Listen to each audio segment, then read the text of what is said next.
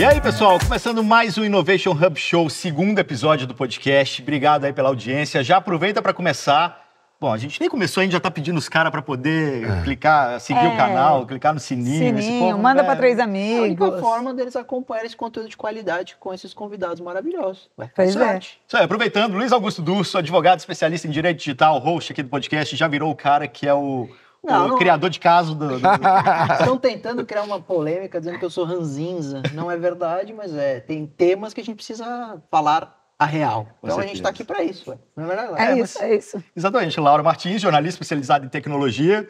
Prazer ter você aqui com a gente de novo. Obrigada. Eu estou tentando ser positiva. O Durso não está me ajudando muito, mas a gente está aqui tentando concordar em alguma coisa, né, Durso? Isso aí, eu sou o Igor Lopes e aqui a gente deveria ter a Gigi, mas hoje ela tá, sei lá, perdida no metaverso, tá em algum avião, sei lá. Pegou um Parou voo no metaverso. É só pra vocês entenderem, a Gigi é a nossa correspondente internacional, cada hora ela tá no lugar do mundo, então assim, hoje ela tá perdida no metaverso. De Toronto para Paris ou para Dubai, né? Em algum lugar assim, exatamente. Só lugar chato, né, que ela vai, tadinha. Mas ela traz o que tá acontecendo de tecnológico fora do Brasil. É isso. Aí. E apresentando nossos convidados. João Marcelo Bosco, prazer ter você aqui. Obrigado, é um prazer estar aqui, de verdade. E Bruno Sartori. Bruno Sartori já é da casa, tá sempre por aí também. Virei o Mais uma móvel vez, da obrigado. casa. Virou personagem, figura de todos os eventos nossos aqui. Bruno, prazer ter você aqui também. Eu agradeço o espaço e a gente vai ter um papo legal aqui. Então, o tema hoje é deepfake, né? Bom, a gente estava conversando um pouquinho aqui fora do ar. Aí o João já estava falando assim, cara... Os profetas do acontecido, né? Exatamente. Pô, a foto lá atrás, nos anos 30, o cara já colocava uma foto, falava que... né, botava uma legenda e falava que aquela pessoa tinha falado alguma coisa. Na verdade, isso sempre aconteceu, né, João? O golpe? O golpe tá aí. Já dizia, o golpe Na tá primeira aí, fogueira que nos reunimos, né, no final já tinha alguém tentando enganar alguém e tal. O espelho, esse tipo de coisa. É claro que vai ficando cada vez mais sofisticado. Quando a gente vê o trabalho do Bruno, por exemplo, você fala, caramba, né? Estamos em um outro momento. Mas as pessoas, eu tenho que acreditar que a gente vai criando uma cultura, vai educando os olhos e no final, enfim, a gente vai se defendendo disso. O lado positivo disso, dá trabalho para esse cara aqui, né? Então, essa é a pergunta. Não? É possível, né? É possível a gente educar os olhos a ponto de um dia identificar? Porque a grande diferença da mentira antiga com a mentira nova, se é que é a diferença, é que a tecnologia consegue fazer com que os mentirosos espalhem melhor e de maneira mais eficiente o fake. E o deepfake, aí sim é um grande problema, penso, porque é um vídeo perfeito com a voz da pessoa. E aí eu até queria ouvir do Bruno se existe uma forma no futuro, você pensa que a gente vai poder identificar. Porque hoje, eu acho que qual seria a forma, por exemplo, juridicamente de você apontar um conteúdo como falso para pensar num ato ilícito? Seria a gente laudar. Então, um perito fazer a análise daquele vídeo, mas pela quantidade de vídeos produzidos, a gente não vai ter perito suficiente. E aí, a própria tecnologia vai ter que checar os vídeos, como que a gente lida. É um pouco que uma faca de dois gumes, porque a deepfake, ela se constrói em cima das redes generativas. E essa rede, ela é construída para melhorar o seu resultado a cada vez que ela produz um material. Então, imagine que se você cria uma ferramenta que verifica se aquele conteúdo é verdadeiro ou não, você vai forçar a que aquela aí que gera esse conteúdo melhore o seu material. As pessoas que criam esses códigos, elas vão melhorar os seus códigos para que cada vez fique mais real e que esse conteúdo não seja identificado. E vira uma coisa de gato rato. Exatamente. E aí? O problema é seu agora, rapaz. E aí, vamos aproveitar o Sartori, então, que também ficou muito conhecido nas últimas eleições, né? Com algumas sátiras e tudo mais. E aí, esse ano, enchem o TSE fazendo uma norma contra IA, contra deepfake, pelo menos dentro de partidos e candidatos, tentando fazer com que isso diminua um pouco a desinformação. E aí eu queria ver de você o que você sentiu do público. Claro que você não fez no sentido de uma desinformação, mas eu imagino que tem a gente ali que mesmo assim acreditou e deram algumas confusões. Assim, em relação a essa normativa, eu acredito que ela não vai funcionar porque ela é só para os candidatos. Então, os apaixonados politicamente, a massa, vai criar material com deepfake. E aí, como é que você vai identificar se foi criado ou não pelo partido? Acho que isso está dentro mais da propaganda política, onde esse material vai ser veiculado.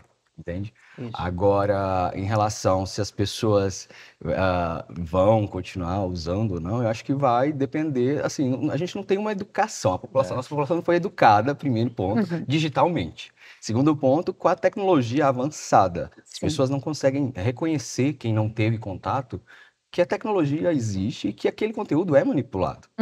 Então, é muito complicado tratar dessa questão se você não tem esse primeiro passo, né, de educar a população. O que o Bruno está falando é que a portaria do TSE regulamenta uma aplicação da Justiça Eleitoral. E a Justiça Eleitoral só pode punir candidatos e partidos, não pode punir eleitor. Então, se o eleitor produzir esse conteúdo, ele vai disseminar e não haveria responsabilidade do ponto de vista da Justiça Eleitoral.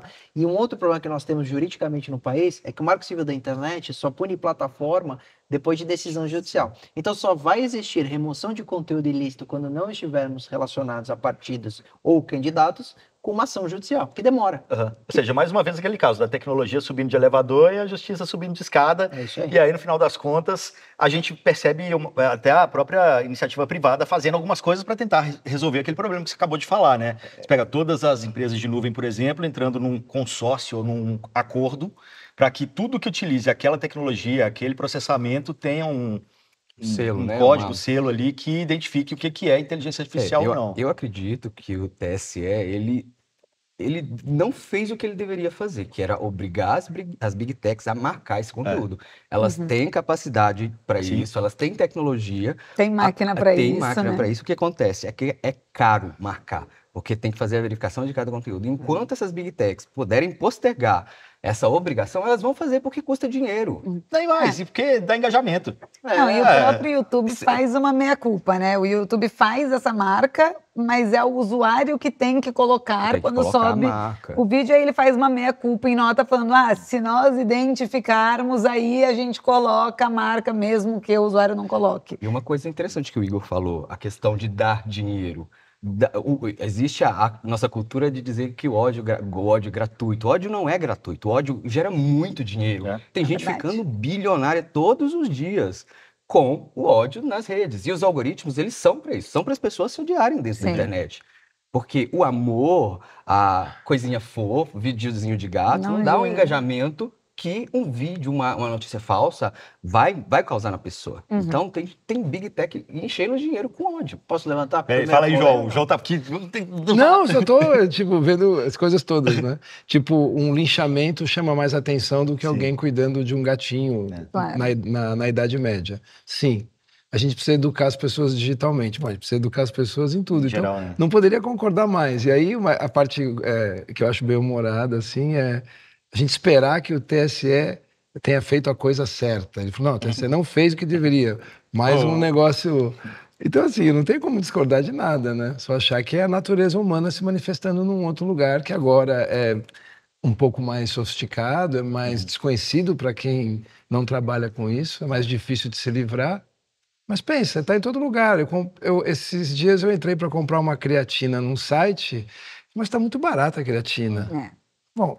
Aí eu fui ver que tinha um pontinho antes do site, não era o que eu estava, né? Então eu me senti a minha avó querida.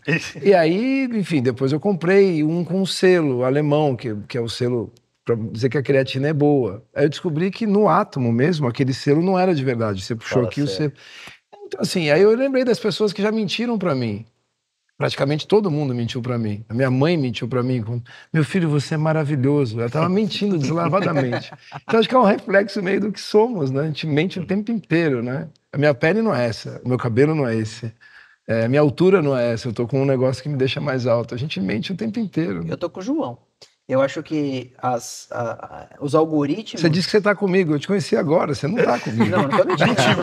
Já mentiu. Por quê? Porque eu acho que os algoritmos... Eu tenho essa teoria também, que os algoritmos, eles, na verdade, só revelam uma característica humana. Exatamente. Não é que os algoritmos dão mais engajamento ao ódio, mas talvez os seres humanos dão mais engajamento ao ódio e os algoritmos aprenderam com isso. Então, as pessoas não dão um like no conteúdo que é bacana, no conteúdo que é...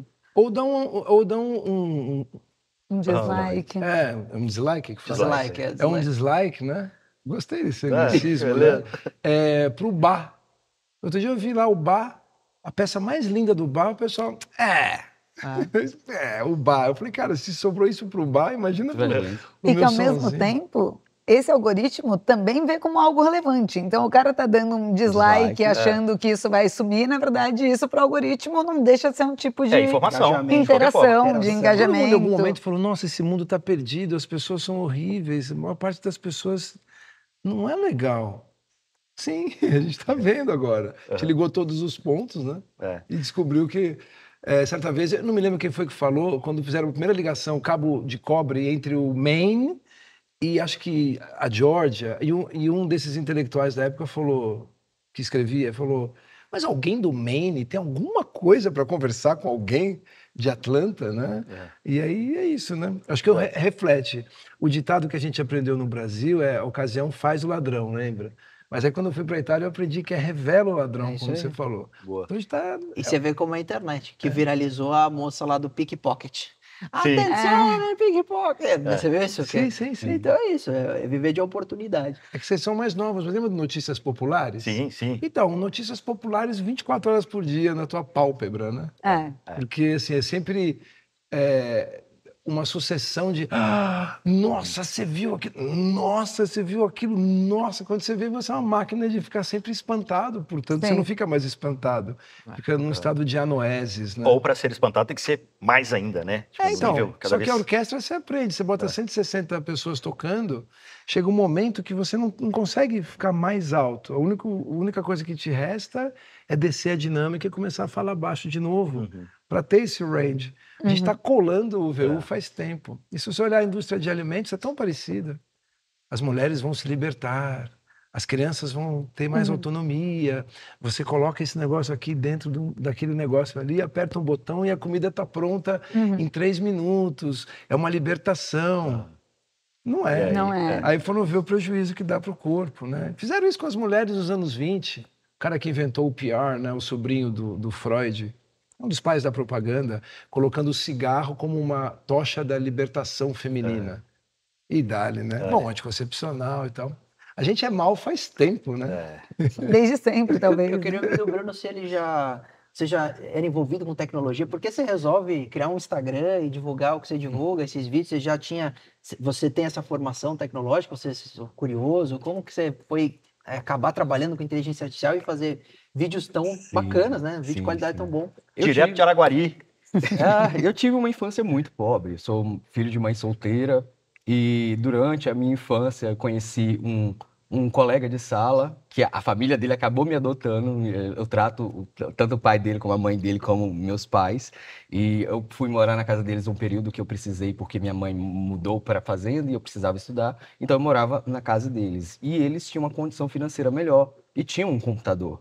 Então desde os meus 15 anos eu tô ali em cima. Comecei desenhando no Paint, editando no Windows Movie Maker e evoluindo, sabe? Depois passando para as ferramentas da Adobe.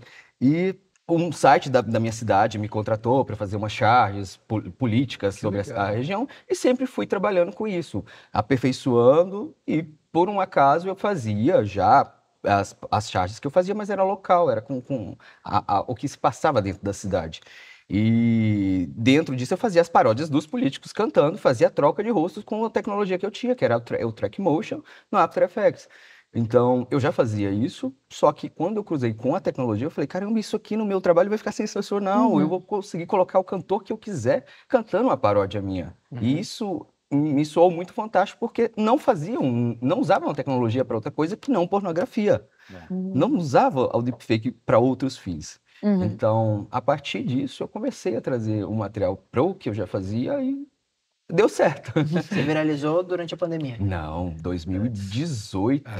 Era um vídeo em que o Bolsonaro errava um discurso dele em Dallas, porque ele tem um bordão de campanha, né? Deus acima de tudo, Brasil acima de todos, e ele errou aquilo ali, talvez o nervosismo, e eu achei muito parecido com o personagem do Chapolin Colorado, que tem isso, ele começa um ditado e termina com outro. Então eu peguei, troquei o rosto e só coloquei o áudio original em cima daquele vídeo. E o vídeo fez isso, bum. Então as pessoas não sabiam se era o Chapolin que parecia o Bolsonaro ou se era o Bolsonaro vestido de Chapolin.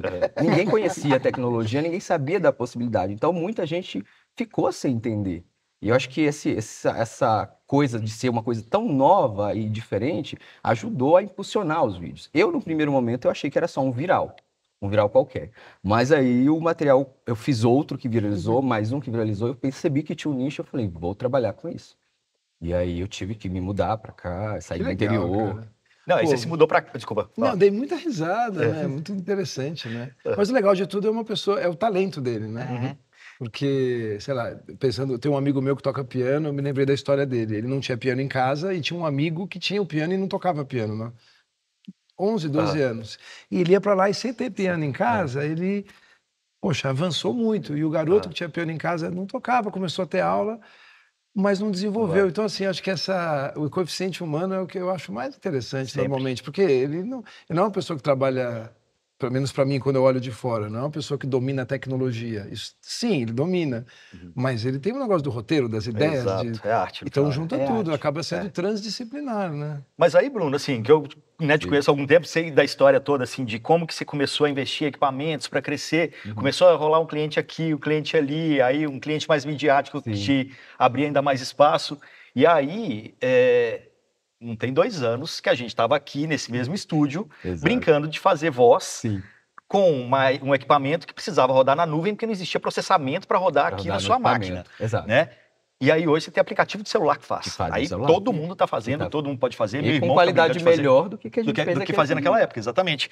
Isso é que é a questão, né? Tá na mão de todo mundo. Agora, se você olha para o lado positivo disso também, né? Claro que tem um lado negativo, a gente está falando de deepfake, problemas, golpes e tal. Mas, porra, você é do entretenimento. Você já fez muita coisa também de brincadeiras que foram encomendadas, né? Por clientes e tal. Abre-se uma porta imensa para a gente poder fazer coisas muito legais, né? Sabe o que eu noto, assim, é bacana estar com vocês aqui, para o público, né, para a gente que fica de maneira geral olhando de fora, eu vejo isso como observador e como quem usa para música em algumas situações que a gente pode falar já. Mas a gente chama de inteligência artificial, é um grande guarda-chuva que tem um monte de coisas embaixo. Então, esses dias me perguntaram, a gente restaura às vezes vozes, gravações. Tem uma gravação, sei lá, sua há 6 anos, no meio de um trânsito, sua voz é coberta e realmente para o áudio então é mais fácil, né? Porque é menos complexo do que a imagem, menos pesado e tal. E você consegue fazer essa restauração de uma maneira muito eficaz. Aí me perguntam, mas foi com inteligência artificial? Sim. Como se fosse um bicho-papão, assim, e assim, né? eu falo, sim, mas tem alguém que tem que fazer, e mesmo que não seja nada, é um botão. Alguém tem que dizer...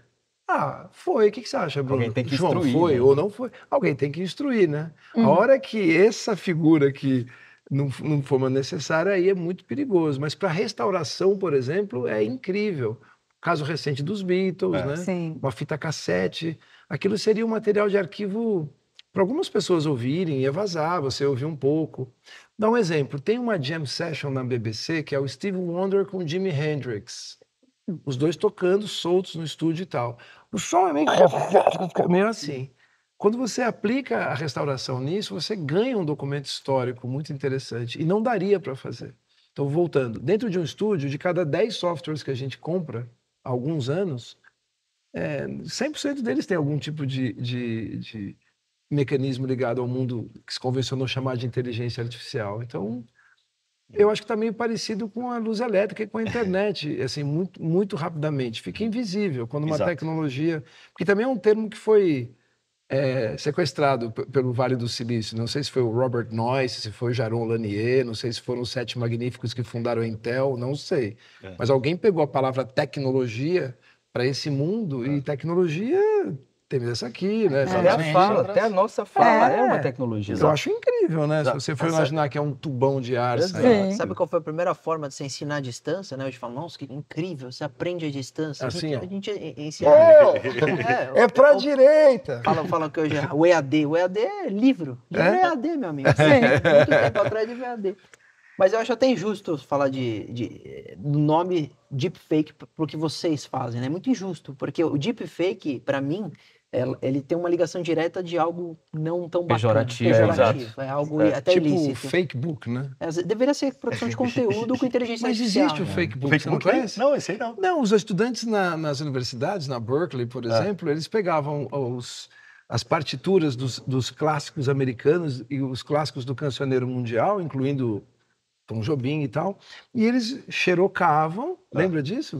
Sim. Né? Tinha um mimeógrafo, né? Aquele cheiro de álcool pela escola inteira, e xerocavam, e aí, poxa, tá estudando, pô, tô precisando dessas músicas aqui para minha aula e tal, e eles chamavam isso de fake book, porque eram partituras que não tinham o pedido liberado pelas editoras, e um dia uma grande editora pegou e falou, não, vamos catar isso e vamos legalizar. E aí virou o Real Book. Então, quando você fala assim, a música do Tom Jobim, o Tom Jobim tem 6 músicas no Real Book. O Real Book é o livro do cancioneiro americano, onde está o Duke Ellington, enfim. Mas tem Roberto Menescal também, Carlos Lira, algumas pessoas. Mas era o Fake Book. Muito melhor do que tá no Fake Book, Sim, mas eu acho legal, assim, a gente ir lá atrás e mostrar que isso aí já existe desde sempre. O malcaratismo humano, sim. Não, também. E só então, roubando... Quando a gente fala de arte deepfake, agora também é uma grande discussão, né? A gente tem todo o lado positivo, que eu acho que a gente vai querer entrar em todos os detalhes de Volkswagen, e ao mesmo tempo tem... Volkswagen não, de Elis Regina. De Elis Regina e Volkswagen. Mas a gente teve uma greve de atores de meses. Sim, a gente tem todo um movimento de dubladores e de tudo.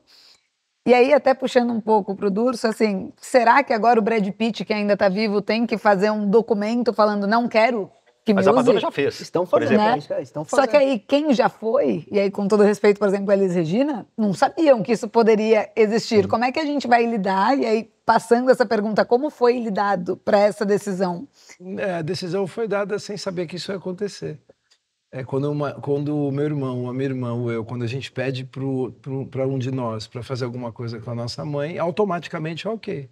Então eu só vi isso no ar. Eu não trabalhei na campanha. Mas o que você ouviu, assim, do público? Quais foram as repercussões, as opiniões? Triplicou o faturamento da Elis. Se a empresa pudesse, ela faria de novo. De novo. Gente, pode contar uma coisa? Vocês não se incomodaram com o resultado final. Muito pelo contrário. Como filhos. Por que eu me incomodaria? Não, tô perguntando assim, qual a razão para eu me incomodar? Me diz uma razão. Eu não me incomodaria de maneira alguma também, mas eu assim... tenho um ponto muito interessante sobre isso. Por quê? Os herdeiros, eles têm direito de uso das imagens do seu falecido. Ele tem direito. Está na lei. Ele é quem pode dizer como podem ou não usar essa imagem. Sim. Agora imagine que se quem tem direito não pode usar como bem entende, por que uma pessoa que não tem direito vai te dizer como você pode ou não fazer? 100%. Você entende? Checkmate. 100%. A gente fala assim, a voz da Elis, poxa, vocês vão usar numa faixa, etc. Sim, porque a voz da Elis, ela já está na internet, pelo menos há 20 anos, Sim. Um monte de gente fazendo remix. Toda vez que pedem um remix oficialmente, a gente fala, pode, porque para cada um que pedem, tem 90 mil, 100 mil que não pedem. Gel, né? Claro. Eu acho que sim, cara. E assim, se eu estivesse fazendo alguma coisa... veja, eu estou colocando a minha mãe numa cena de sexo explícito. É uma outra... É uma outra coisa, né? Agora, eu entendo que pode ter um mau uso, pode ser discutível, mas é a vida, né?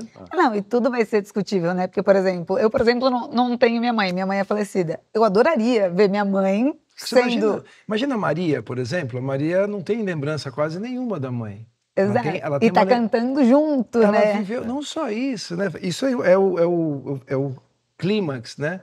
Ela entrar num projeto que ela está trabalhando com a mãe dela. É louco. É como em algum momento você volta para 1870 e dizer que uma pessoa que tem uma imagem da sua mãe ou do seu pode pai, reviver. Ainda não tinha as imagens como hoje, né? Tava ainda engatinhando em alguns lugares, mas você fala, poxa, não é minha mãe, mas é uma representação daquilo, né? Mas eu acho que existem outras polêmicas. Eu acho que esse é o lindo. Sim.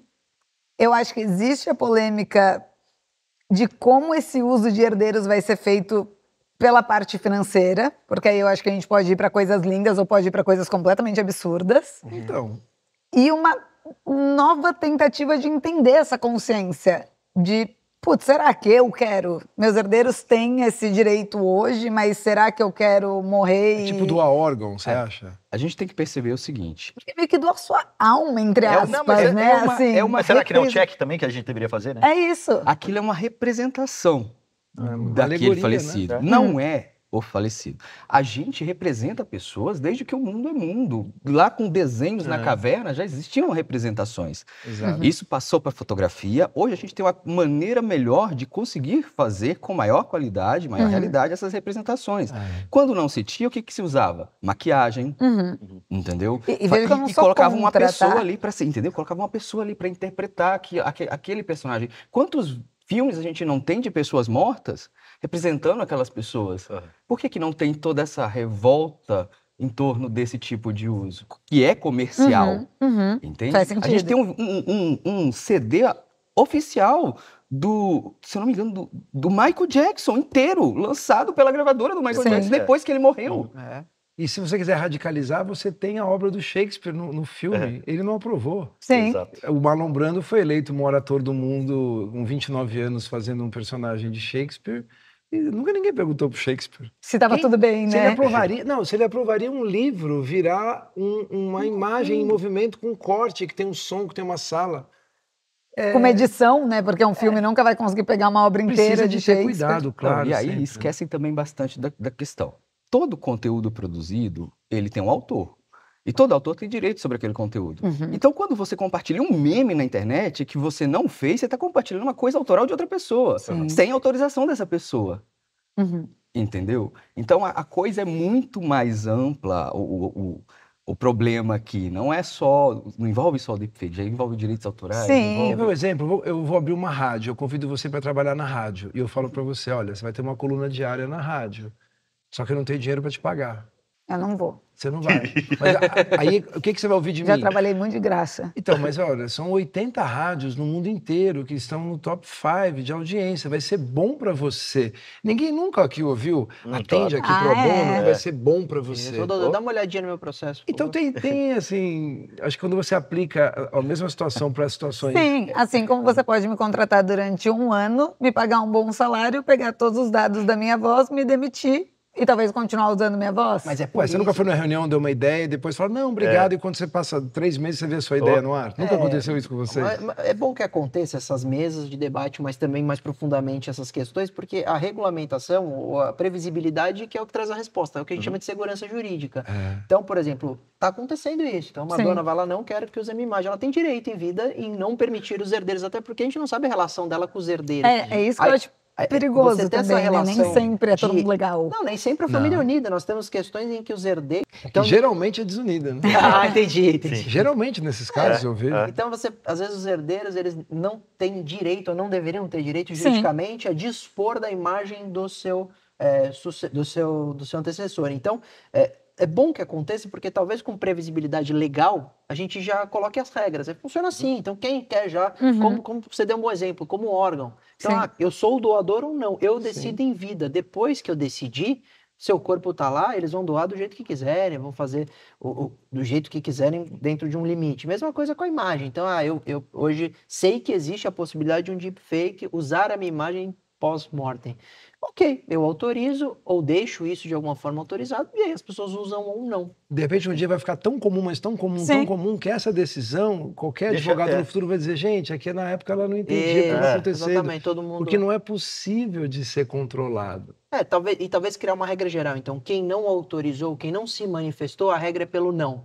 E aí, se você quiser deixar autorizado, você faz pelo sim. Ou vice-versa. Coloca a regra que fica à disposição dos herdeiros a possibilidade do direito à imagem daquele... porque isso já é regulamentado hoje no direito industrial. Existe um artigo que diz que quando se trata de morto e tem autoriedade, os filhos, os herdeiros, podem registrar a imagem daquela pessoa e usar essa imagem. É que essas imagens não produzidas depois da morte, imagens que você tem. Então, por exemplo, o Instituto Ayrton Senna hoje, eles trabalham dessa forma. Isso, tanto usando voz, que não existe, gerada com AI, e imagem também. Inclusive produzindo comerciais. Então, mas porque cai no direito industrial. Mas a falta da interpretação concreta é que gera essa dubiedade. Então, por que pro Ayrton Senna pode e para sua mãe não? Né? Porque tem... Mas pode. Mas pode. Pode, nesse caso pode. Não, tudo bem, mas aí é só a questão do registro, entendeu? Porque lá trata das coisas não registráveis nesse artigo. E aí fala da imagem, exceto nessa condição, em que é uma figura que tem uma imagem para ser trabalhada, entende? Agora você estava falando da sua mãe, né? Que você adoraria conhecer, ouvir dela, conversar com ela e tal. A gente já está vendo alguns casos, né, de pessoas que têm usado vozes, pega lá os textos todos do WhatsApp, pega as vozes do WhatsApp, Não, mas pega imagens, isso aí, cria isso um personagem. Mas aí eu fico pensando mais assim, como que é lidar com essa pessoa que já morreu, questões psicológicas mesmo, que a gente já debateu aqui em outros episódios, né? Como é que vai ser esse mundo em que, sei lá, eu posso reviver a pessoa, eu posso falar o que eu quiser, quando eu quiser, da forma que eu quiser, Sabe, será que a gente vai criar doido, pessoas né? mimadas, criar pessoas, né, que podem tudo, ou que, sei lá, até a finitude. A gente tem que lidar com isso na vida. E de repente não temos que lidar mais a gente com vai isso. conseguir morrer. De Do A jeito gente que vai tá sendo, conseguir né? morrer, maravilhoso. A gente vai se difícil, esforçar né? e não vai Meu dar amigo, mais. meu, tô precisando de 600 mil reais porque eu não posso morrer, eu não paguei o negócio lá. Mas você apertou o agree lá. Apertei. Nossa, Mas que agora merda. eu não consigo morrer. É meu download da consciência. Quando eu tô dormindo, vai para outro corpo, eu acordo, eu tô no outro corpo. Eu não consigo morrer, eu precisava morrer, eu não consigo. Consigo imaginar isso daqui a um tempinho. Essa questão com a morte é bem morrer. complexa, porque já me procuraram para fazer esse tipo de trabalho numa época em que a gente ainda não conseguia, e atualmente uma mãe me procurou para buscar conforto na mensagem de um filho. Uhum. Então ela queria ouvir daquele filho uma mensagem de, olha, eu tô bem e tudo mais. E a gente Você virou centro eu, espírita. eu sentei com ela, com os cyber, parentes e né? falei, olha, tecnicamente eu posso fazer, mas vocês precisam assumir todas as responsabilidades do que isso Claro. acarreta, porque pode causar um gatilho em você quando você estiver assistindo, pode fazer você reviver um luto que você já passou por ele. Ou outra pessoa da família, que, sei lá, a avó tem um piripaque e quando decidiram que, por continuar. E eu não posso tirar esse direito que assim, eu acho que é deles. Você fez de decisão. saudade, né? A gente fez esse material, o rapaz, o menino dela, conversando. Como é que foi feito esse trabalho? A gente reuniu, eu pedi todas as informações que tinham sobre ele, me mandaram tudo, o jeito dele, data de nascimento, signo, a personalidade. A gente reuniu todo esse material, conversei com a família, reuni mais alguns dados, juntei todo esse texto e entreguei para o ChatGPT, pedi um formato de texto, ele me fez uma formatação, a gente trabalhou em cima dessa formatação, apresentou para a família, não para a mãe, porque era uma surpresa para ela já sabia que ia acontecer, mas não sabia o como. E aí a gente foi formatando até chegar num formato que foi uma mensagem do rapaz, olha, mãe, eu tô no... Que bom de novo poder... fazer com que você ouça a minha voz. Eu queria dizer que eu estou num local onde é mais confortável e daqui a pouco eu espero que um dia a gente esteja junto. Eu só quero que você continue a vida por mim, viva por mim, viva agora, continue a vida. Eu vou estar sempre aqui esperando você. Então, é uma coisa que mexe com o psicológico, que você tem que ter um acompanhamento profissional, que no caso da família eles tinham um profissional na família, sentamos todo mundo, conversamos e chegamos num documento que foi feito. Vídeo? Entendi. Foi um vídeo. E como foi para vocês, assim, esse backstage? Deve ser um pouco emocionante de uma certa forma também, Quando eu não? vi na primeira vez, eu chorei sozinho em casa, E na sem nunca ter cadeira, em posição conhecido. fetal, sem conhecer a pessoa. Que doido. Entende? E aí eu penso, cara, como é que isso vai ser pra família, né, ver isso? Se eu não me engano, eu tenho um vídeo gravado da mãe dele assistindo, que eles gravaram. Vocês tiveram esse feedback deles? Eu não pedi, mas fizeram questão de gravar e mandar. E assim, e por que eu tô contando essa história? Porque daqui a pouco... Isso vai ser... Daqui a pouco, a Alexa vai ter a voz de quem você quiser. Então... Para um acompanhante de idoso, ele não vai precisar mais estar ali. Você coloca uma Alexa e ali vai ser a voz do filho dele, por exemplo, e você vai poder customizar tanto isso a dar características daquela pessoa, o jeito de fala. Ela vai aprender a ser você, a te imitar. Vocês viram a história daquele... lá de Londres, a pessoa que fez aquela voz, o Mind the Gap, do metrô? E aí, a mulher dele, a velhinha, ia sempre na estação X, que não é a Mind the Gap que é usada hoje, é uma gravação anterior. Tinha uma estação de metrô que sempre usava essa voz dele. Ela ia para lá todo dia, no determinado horário, para poder ouvir a voz do marido de novo, para poder relembrar e tudo mais. Eles trocaram as vozes todas e deixaram a da estação até ela morrer. Então, para ela poder continuar tendo essa memória afetiva ali com o pai. Tipo de sensibilidade, né? Poxa vida, né? Pensa. Mas assim, é muito doido quando você pensa a evolução disso, né? Isso tem o quê? Eu li essa notícia não tem um ano. Agora, em algum momento, quando você tem aquele hiperrealismo, né? Você tem os pintores que fazem igualzinho. Se fosse uma mãe há 200 anos que procurasse o hiperrealista, eu preciso de uma foto do meu filho, ele não viu a nossa casa ser inaugurada, a gente sonhou junto e tal, eu queria uma foto dele na frente da casa. Legal. E ele faz um desenho hiperrealista daquela pessoa junto com a família na frente da casa. Há muitos casos de quadros assim. É claro que hoje você pode falar, João, é um quadro e tal, mas Naquela época era a tecnologia. Na época que alguém falou, Parla. E trazia de volta. Acho que sim, né? Agora é interessante como a gente lembra das coisas, né? Às vezes eu visito as minhas memórias e vejo que eu tenho frames, né? Ou um segundo, tipo a foto do iPhone quando você liga o live, né? Que ela tá lá parada, você encosta a mão, faz alguma coisa, um movimento anterior. O máximo que tenho de lembrança das coisas que vivi ontem ou na minha infância são frames, né? Então, de cara, esse armazenamento de memória, essa possibilidade de acesso de memória não é uma coisa que está estabelecida na natureza de forma geral. O nosso corpo, durante os últimos 400 mil anos, ou um pouquinho mais, não foi preparado para guardar essa quantidade de memória, né? É tudo novo. E é curioso a gente pensar que é memória gravada em carne. Uma coisa, sabe? E hoje a gente consegue fazer isso em pedra, em cristal, em plástico. A gente grava informação. Então, imagina o DNA. Então, você sabe, uma das próximas edições nossas aqui é exatamente sobre dados, transhumanismo e dados gravados em célula. DNA. Muito bom, muito bom. Mas é muito legal ouvir de vocês, assim, porque eu como advogado que trabalha em crimes cibernéticos, sempre tive uma visão muito negativa da deepfake, né? E eu tô acompanhando aqui, vendo que é um baita mercado. E são poucas essas discussões no mundo hoje a demonstrar isso. Para mim, o Bruno tá navegando num mar sozinho, vai ficar rapidamente milionário. Vai pedir emprego para ele? Vou mandar meu currículo. Aí, eu vou te mandar meus processos. É porque ele tá com medo de perder o emprego, entendeu? Aqui que eu tô intermediando aqui. Pelo amor de Deus. Mas olha que baita... E aí eu volto ao que eu disse. Acho que é uma grande injustiça nós denominarmos essa tecnologia como deepfake, porque isso é pejorativo. Não, mas surgiu nesse contexto. Porque, então, assim, o deepfake, como eu disse, ele sai de uma rede generativa. E hoje a gente tem a rede generativa tanto na criação da imagem, texto para imagem, onde você digita o texto, aquilo ali é deepfake, onde você faz uma voz, onde você tem um vídeo, onde você tem um texto. Até o texto é uma rede generativa, ela vem de uma rede generativa. Então, daqui a pouco a gente tem essas redes que estão criando vídeos inteiros de 1 minuto até agora com perfeição. Daqui a pouco isso vai ser filme inteiro. E daqui a pouco vai além do filme inteiro, vai vir seriado, vai vir novela inteira criada por aí. Claro, pessoas operando essa aí.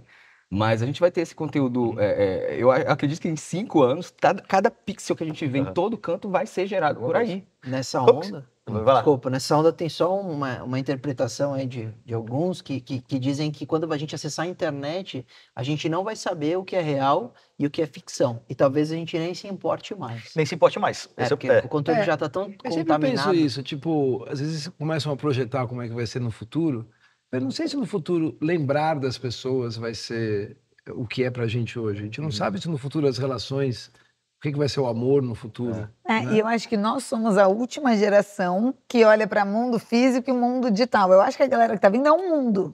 E esse mundo é tanto físico quanto digital. A gente ainda tem isso, né? Não, isso aqui acontece na rede social, não é minha vida. A gente desistiu... Isso aqui é um amigo virtual. Sim, a gente desistiu de arrumar o planeta e agora a gente vai para dentro de um planeta virtual, dentro do planeta que... Tem Marte. Que para a construção dessa realidade virtual... você precisa danificar mais ainda o planeta, porque a gente não pode esquecer que esse processamento todo gera um calor absurdo, bem pior que os punzinhos das vacas, né? Que a gente precisa... Olha, para música eu consigo pensar, já que eu consegui... de mercado. Um milagre aqui, né? Um advogado tendo uma visão otimista, né? Imagina? É um milagre. Olha lá. Tá vendo? Pô, calma que daqui a pouco vem. Vou te dar um momento bacana que a gente teve lá para inteligência artificial. Tem um compositor e um pianista chamado Vadico. Ele é parceiro do Noel Rosa num monte de produções. E ele foi o cara que falou, não, eu não quero trabalhar com Vinícius de Moraes, e chamaram o Tom Jobim. Então, quando ele não foi muito bom também. E quando ele foi bom. Tinha cidadania americana, trabalhou com o Walt Disney, mas ninguém conhece o Vadico. O Sesc recentemente achou um conjunto de partituras muito interessantes dele. Só que as partituras estavam embaralhadas. Então, assim, o trabalho que houve, ficaram anos para conseguir pegar. Peraí, essa aqui... É continuação. Cara, e assim, cada pentagrama é um instrumento que às vezes começava numa linha e terminava na outra. Eu vi lá, por exemplo, na USESP, eles revisando a ascensão do Villa-Lobos, né? Número 6. Anos, o Karabichev, com o maestro Antônio Neves. Bom, corta para. Você tem uma partitura que você precise desembaralhar. você escaneia tudo e pede para a inteligência artificial resolver isso. Eu acho que nesse ponto é algo positivo, na restauração de algo. Agora, pedir para o AI, para mim, fazer um poema, entendeu? E pedir para a inteligência artificial fazer uma música.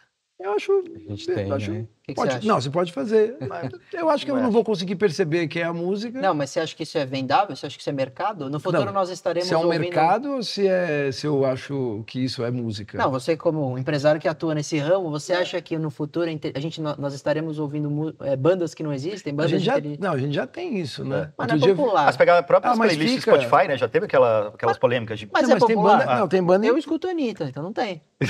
Não é popular. Não, ainda não, mas vocês estavam aqui há 2 anos com processamento que sei lá o quê, agora já está... Então, você acha que se torna popular? Se torna, porque essa ilusão de que você tem talento é uma coisa que as pessoas adoram, né? A ilusão Desde a época do autotune. Desde a época de sempre, da música pré-gravada, de você pegar um número de teclas, você aperta aqui tem um beat, aperta aqui tem um baixo, aperta aqui tem um teclado, aperta aqui tem um negócio. Aí você faz assim e você fala, caramba, você se sente... João Carlos Martins. Eu acho que sim. Maestro. Eu acho que sim. Agora, se eu souber, eu prefiro não, acho que não faz sentido, eu acho uma bobagem, eu acho desnecessário você gastar tempo e dinheiro, eu acho que para resolver a logística da cidade, para salvar uma criança que precisa operar o cérebro, para humor e tal, acho que aí tudo bem. Agora, eu sou um pouco contra essas construções. Hoje eu tô pior que você viu, né? Você tá mais otimista, eu tô... Você não vai ouvir a banda do... Mas no estilo de música que você gosta, você pega, por exemplo, música techno, música eletrônica, vai servir muito bem. Mas techno não é Alvin Toffler, né? Techno tá mais o Igor que eu. Eu, por exemplo, gosto mais de rock, mas assim, eu vejo muito de um lado de como a arte pode ser diminuída pela tecnologia e eu tenho muito medo disso, assim, eu gosto da arte humana, né? Exato, então, de algum dia ser resumido a um computador o que Beatles fazia, não faz sentido na minha cabeça. Voltando até no exemplo dos Beatles, assim, se pegar Free as a Bird, que foi, né, mais ou menos isso que você falou, de pegar uma gravação cheia de problemas e... Sim. Aquilo talvez... Eu não sei, aí você me... Gente, quando eu tô te falando é mais barra pesada, é assim, eu quero uma música... Exato. Não, tô ligado, mas falando assim, naquele momento eu acho que a tecnologia não era tão evoluída a ponto de substituir tanto da arte da pessoa que fez aquilo. Se eu transfiro isso para hoje, talvez a tecnologia ocupe um espaço maior e a arte fique menor. Cara, não tenha dúvida Pode ser que a arte meio que acabe, é isso que a gente já falou. Eu quero uma música de rock que fale sobre um amor que acabou ano passado. O algoritmo tem tantos dados analisados que eles conseguem... Isso já existe. Isso não é popular, mas isso já existe. Ontem foi lançado uma atualização de uma AI em que você só dá o tema e o estilo. Quero uma música assim, nesse estilo. Aí faz a música inteira, com voz em qualquer idioma, a letra, a melodia, faz tudo. Sim. E assim, se você não for um profissional da área, você não consegue perceber. Mesmo sendo, eu não consegui perceber. E eu fiquei emocionado. Tem um amigo meu que trabalha em Hollywood, mora em Nova York, mas trabalha em Hollywood fazendo trilha sonora. E o Marcelo Zarvos, ele trabalha, por exemplo, o Antoine Fuqua, né? Chama Equalizer, com Denzel, ele trabalha lá. Um grande músico brasileiro estabelecido fora. Estava conversando sobre isso. Eu falei, e aí, cara? Ele falou, João, vai ser mais um synth. Eu falei, tá. Tipo o sampler. Lembra quando o sampler apareceu para acabar tudo? É mais um synth, entendeu? Entendi. E outro dia eu ouvi umas vozes, cara. Eu falei, vozes?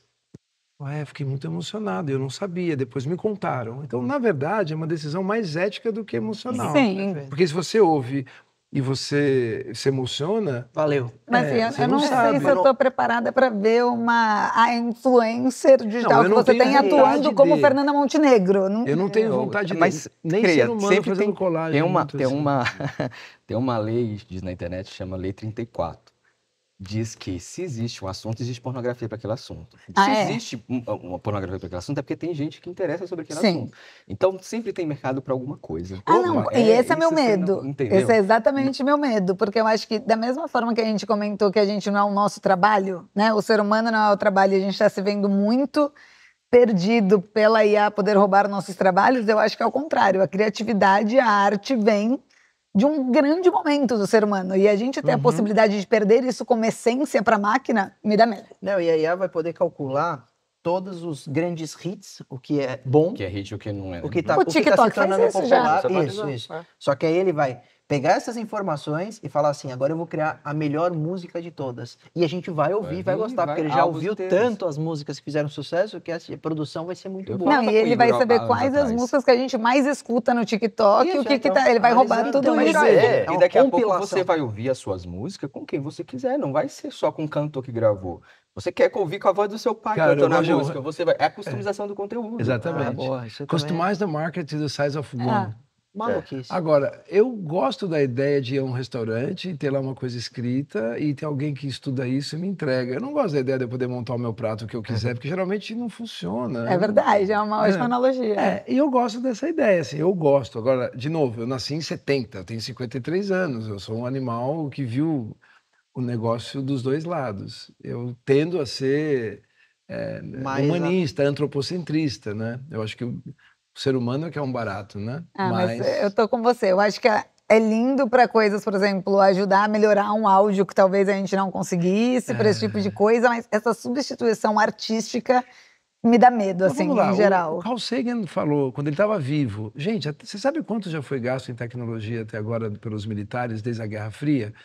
Não. Aí chutaram, bilhões, né? Ele falou, não, 15 trilhões de dólares. E vocês têm um espaço todo dia para o horóscopo no jornal e não tem nada para a ciência. E eu não estou dizendo que é a minha posição sobre o horóscopo.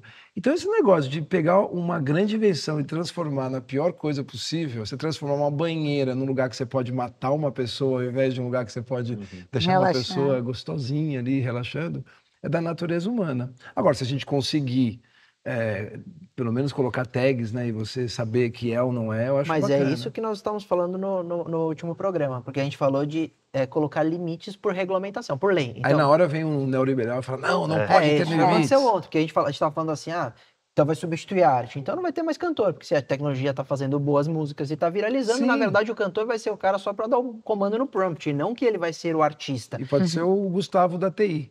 Isso, vai ser o tio Gustavo da TI, vai ser milionário e vai estar vendendo mais que o Gustavo Lima. Então, a gente estava falando, né, essa é a minha opinião numa mesa de TI, por isso que eles estavam falando que eu era um negativo. TI quer dizer that's impossible, é isso? nunca chega o que você precisa, não é? Exato. É o cara que você vai chamar quase todo dia hoje em dia. Funciona tão bem esse negócio que você precisa ter uma área de TI gigante. É como se na tua casa você precisasse ter 5 pessoas para cuidar da água, porque de repente é privada, não vai funcionar, eu posso buscar água na geladeira e não vai funcionar. Cara, a gente vive na digital dark age, definitivamente, cara. E aí a gente estava falando, talvez então a ideia seja chegar e ter uma lei, por exemplo, para conteúdo que é uma música criada por inteligência artificial, isso tem que ser alertado, isso tem que tomar uma parte do mercado que seja delimitada. E não uma simplesmente regulamentação, né? Tem que ser criado, como alimentação, né? Quando você compra uma comida feita por alguma pessoa num parque, leva um isopor e tem lá um suco, você não sabe o que tem lá dentro. Você pode tomar ou não, mas você já está sabendo.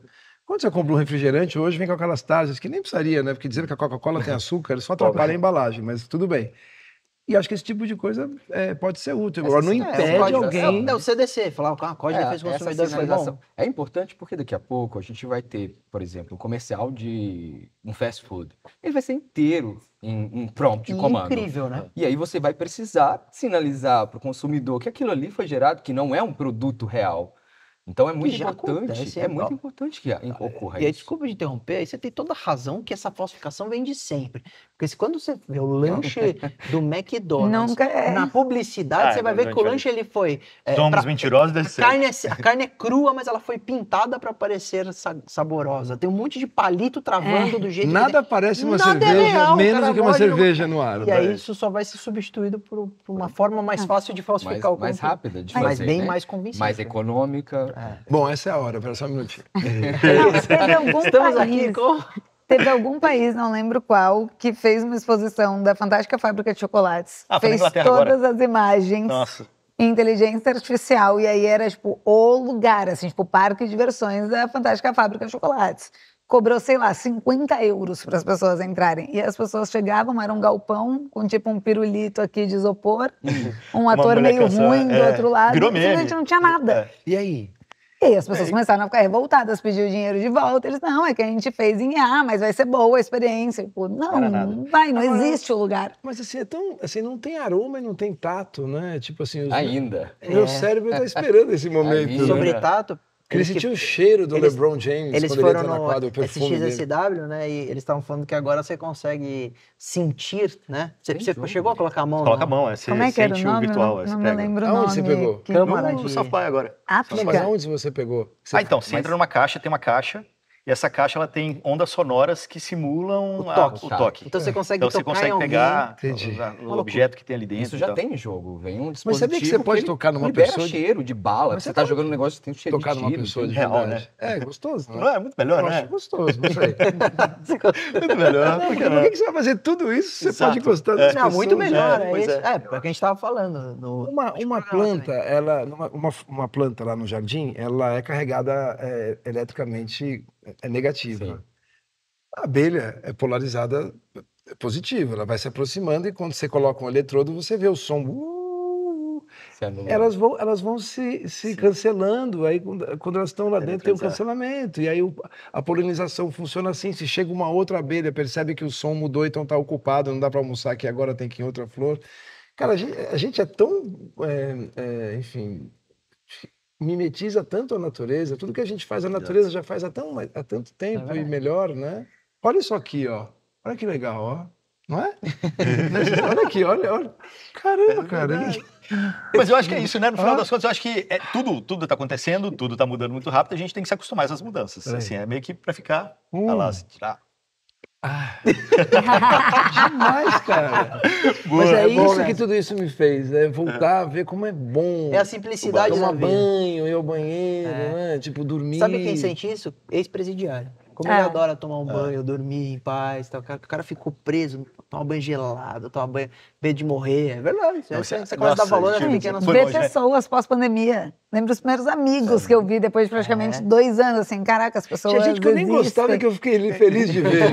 Cara, eu não gosto de você, mas, cara, que prazer. Bom ver alguém. Né? Eu lembro que tem uma série da Globo, antiga, assim, eu não lembro exatamente qual era, mas eu lembro dessa cena, que eram os índios vendo os europeus chegarem e tal, não sei o que lá, e meio que foram pro futuro e pensando, tipo, beleza, eles chegaram ali, mataram a gente e tal, a gente tava tranquilinho, eles fizeram a gente evoluir, não sei o que lá, parará, para no final, o que eles querem? É voltar a ser o que a gente era lá atrás, tranquilão também, relaxado. Tipo, pra que dar essa volta toda? Pra destruir o planeta, no final das contas, o que a gente quer é ser tranquilão. Eu acho que é viver bem. Eu acho que sim.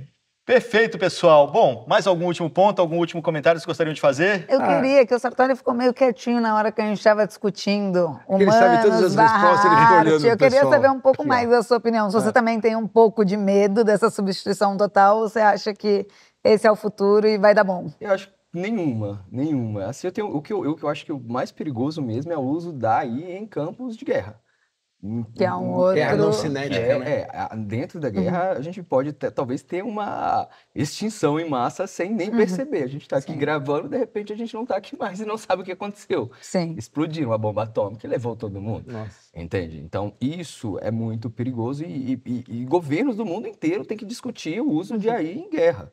Agora, no campo artístico, assim, eu acho que a gente é muito superior à máquina, sabe? É muito difícil chegar... O poder computacional para isso, eu não consigo chegar na imaginação a esse ponto, sabe? Não consigo ver máquina fazendo isso, chegar a esse poder computacional. Mas eu vejo com esperança, eu tento ver sempre pelo meu lado. Por exemplo, dentro da saúde, que é um campo onde a rede generativa atuou agora, e a gente teve um avanço tecnológico que eu acredito que salvou a gente de uma extinção em massa. Sim. A gente estava a um ponto em que nós não tínhamos mais antibióticos para determinadas bactérias, e essas superbactérias já causavam mortes, e morreu. Entendeu? Menina veneno, beijou, morreu. Essa pegou, morreu. E com a ajuda de IA foi descoberto agora um novo antibiótico capaz de matar essas superbactérias. Então a gente, se não tivéssemos encontrado esse remédio, a gente ia passar por coisa pior do que a pandemia, em coisa de 5, 10 anos. E a própria vacina também, né? O que conseguiu acelerar esse estudo, né? Sim. Nossa, você falou dos indígenas, já tomaram a ilha dos indígenas como espelho, né? Exato. Olha a tecnologia. Tá aí. Você tá aqui. É? E os indígenas achavam que o espelho poderia roubar sua alma, lembra disso? Sim. Então, enfim... Tá lá, a história se repete, Tá né? sempre alguém tentando tomar uma grana de alguém de um jeito... Isso é bíblico, isso vem do primeiro golpe da humanidade, Adão e Eva, a cobra, a serpente, né? Fez ela comer, deu um golpe nela para ela comer o fruto proibido. Então a IA não é um problemão. A gente não tem que estar preocupado. Tem que estar Vamos preocupado... usar o lado bom. Eu acho que a gente tem que Eles estar têm que dar pelo observando. ser menos. humano, caramba. Observando e assim... Para pra pensar, pô. observando e tentando cobrar das autoridades que fiquem em cima para que haja responsabilização e que tenha meios de encontrar as pessoas responsáveis por usar de forma incorreta. Porque a regulamentação vai vir para profissionais como eu, não vai vir para quem quer usar aquilo ali de forma indevida. Mas talvez o blockchain, né? Você poder rastrear quem está ali na ponta e tal, enfim. Existem maneiras de se conseguir identificar as pessoas de que esse conteúdo não chegue de forma sem controle, desorganizado. Só que, como eu disse, isso custa dinheiro, enquanto puderem postergar isso daí, vão postergar. Sim. Enquanto a minha consciência me ataca, os meus interesses seguem me defendendo. Né? É isso aí. Isso aí, pessoal. Bom, finalizamos mais uma edição aqui do Innovation Hub Show com essas ilustres presenças. João Marcelo Bosco, prazer demais. Como o pessoal te encontra? Na internet? Não encontra. Virtualmente ou presencialmente também. Presencialmente. Teve um legal. convidado que falou na minha casa. Eu vou poupar o pessoal de me encontrar. Você quer? Eu tenho um Instagramzinho lá, um JM Bosco apenas. Só isso. Eu nunca entrei no Facebook. Eu nunca entrei no Twitter. Você mora aqui em São Paulo? Moro. Então, quem quiser encontrá-lo em São Paulo. São Paulo é pequeno, São Paulo é pequeno, tá fácil. Não adoro tecnologia, mas o lance todo da rede social, eu confesso que eu fui um daqueles caras que falou, poxa, o Orkut acabou, vê esse negócio do Facebook. Chega. Graças aos brasileiros, viu? Vou ficar na minha, que esse negócio vai passar rapidinho, esse negócio aí. E não durou, né? Deu errado muito, demais. Teve o TikTok. Né? Bruno Sartori, para te encontrar. Bruno com 2 N, Sartori com 2 T's, em todas as redes. Beleza. Laura?